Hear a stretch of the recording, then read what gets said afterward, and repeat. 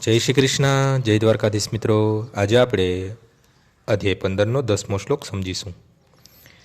ઉત્ક્રામંતમ સ્થિતમ વાપી ભુજાનમ વા ગુણાન્વિતમ વિમુઢાનાનુપશ્યંતિ પશ્યંતિ જ્ઞાનચક્ષુષ.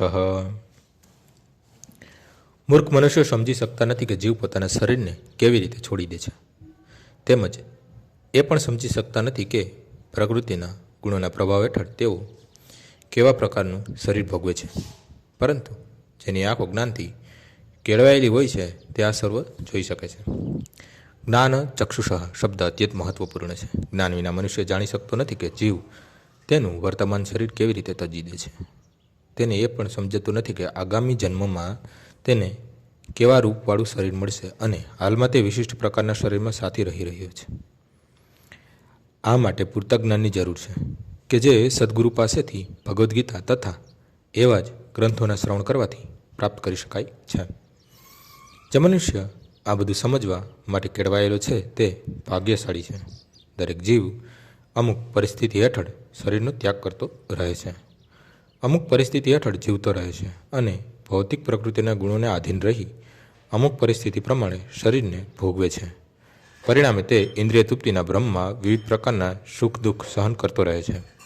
કામ વાસના તથા એષણાઓને કારણે હરમેશ મૂર્ખ બનનારા મનુષ્યો પોતાના દેહાંતરને તથા વિશેષ શરીરમાં નિવાસ કરવાને સમજવાની બધી શક્તિ ખોઈ દે છે.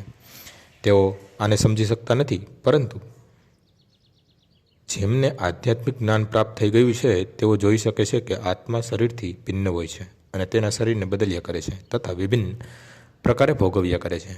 આવો જ્ઞાની મનુષ્ય સમજી શકે છે કે બધા જીવ આ ભૌતિક જીવનમાં કેવા કષ્ટ ભોગવ્યા કરે છે. માટે કૃષ્ણ ભાવના મૃતમાં સારી રીતે આઢૂર થયેલા ભક્તો આ જ્ઞાનને સમસ્યા જનતા સુધી વિતરિત કરવામાં શક્ય એટલો ઉત્તમ પ્રયત્ન કરતા રહે છે. કારણ કે લોકોનું બદ્ધ જીવન બહુ કષ્ટદાયક હોય છે. તેમણે તેમાંથી નીકળી જવું જોઈએ અને કૃષ્ણ ભાવનામય બનીને આધ્યાત્મિક જગતમાં જવા માટે પોતે જીવનમુક્ત થવું જોઈએ.